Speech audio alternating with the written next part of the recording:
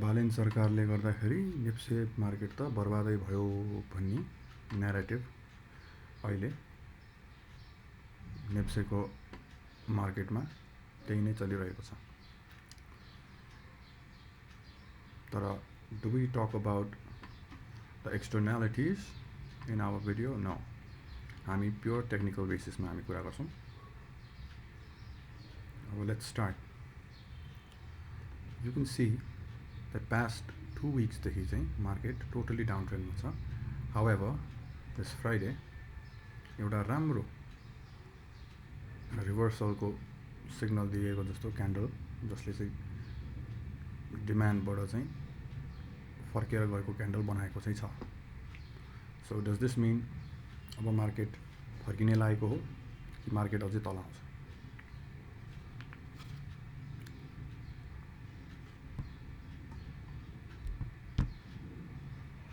मेरो विचारमा market in a लङ्गर time frame अझै नराम्रो भइसकेको छैन। जबसम्म चाहिँ प्राइसेस र इन्डेक्स 2670 भन्दा माथि नै रहिरहन्छ, मार्केटको अझै पनि माथि जान सक्ने चान्सेस छ। तर लुकिङ एट द सेन्टिमेन्ट, र योभन्दा अगाडि जसरी झरेको थियो मार्च 25देखिको जुन डाउनफल थियो, त्यसमा सेन्टिमेन्ट हेर्ने हो भने एक्सट्रिम बेयरिश सेन्टिमेन्ट देखिन्छ। त्यही बेसरी फल भएको कारणले गर्दाखेरि एउटा पुल ब्याक पनि आयो। यो पुल ब्याकमा बेच्न नपाएकाहरूले सायद बेचे होलान्, र त्यस पछाडि अब फेरि त्यो पुल ब्याक सकाएर फेरि मार्केट तलतिर आइरहेको छ। प्राइस एक्सनले हेर्ने हो भने यसको अर्थ के हो भने मार्केट अझै तल आउन नै सक्छ। तर यहाँ 2670मा डबल बटम बनाएर यदि मार्केट अझै पनि माथि जाने कोसिस गर्छ भने मार्केटको माथि जाने चान्सेसहरू अझै पनि छ। भोल्युम वाइज हेर्नुहुन्छ भने मार्केट झरिरहेको बेलामा भोल्युम एभरेज भोल्युमभन्दा तल नै छ।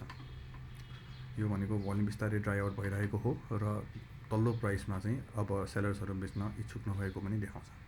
तर यो भोल्युम टोटली ड्राई भइसकेको छ र सेलर्सहरूले चाहिँ बेच्न बन्द गरिसकेको छ त छैन।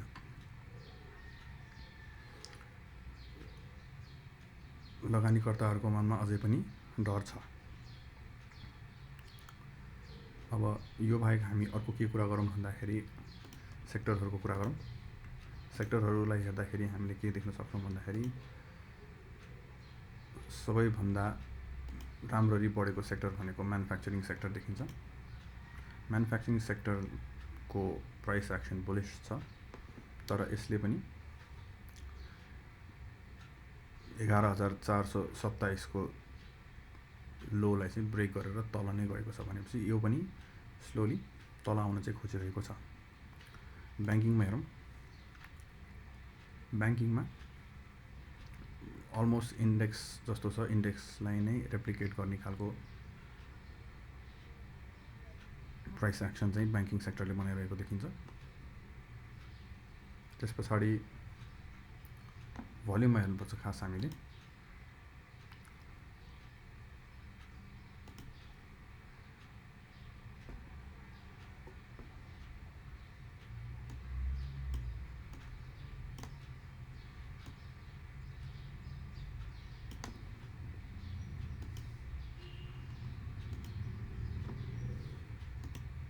भोल्युममा हेर्छौँ भने अहिले पनि हाम्रो सबैभन्दा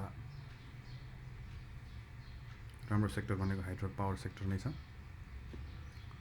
त्यस पछाडि म्यानुफ्याक्चरिङ, त्यस पछाडि डेभलपमेन्ट ब्याङ्क, त्यस पछाडि ब्याङ्किङ अनि investment, other sector, hotel, micro finance, life insurance, finance, non life insurance र फाइनली ट्रेडिङ। सो ट्रेडरहरूले नर्मली के गर्नुपर्छ भन्दाखेरि जता भोल्युम छ त्यतैतिर पार्टिसिपेट गर्नुपर्छ, किनभने त्यसैले नै पार्टिसिपेसन कहाँ छ भनेर देखाउँछ। सो सर्ट टर्ममा हाइड्रो पावर सेक्टरमा नै अपर्च्युनिटिजहरू अझै पनि देखिन्छ, किनभने भोल्युम सबैभन्दा बढी त्यही छ। अर्को एउटा कुरा हामीले बुझ्नुपर्ने कुरा के छ भने हाइड्रो पावर भनेको प्रोजेक्ट्सहरू सबै ब्याङ्कबाट नै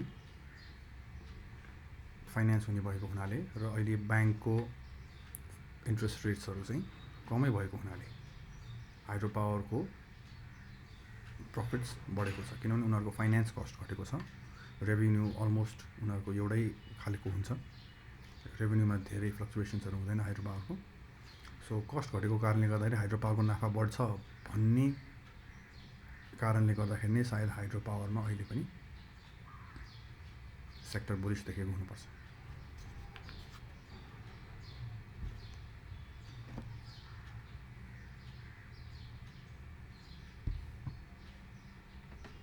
so as a smart trader हामीले के गर्नुपर्छ जस्तो मलाई लाग्छ भने we should at least wait till the character is changed in a daily time frame. 2814 भन्दा माथि डेली क्यान्डल क्लोजिङ गर्यो भने बल्ल सर्ट टर्म ट्रेडरहरूले चाहिँ आफ्नो इन्ट्रीहरू लिन सक्छौँ।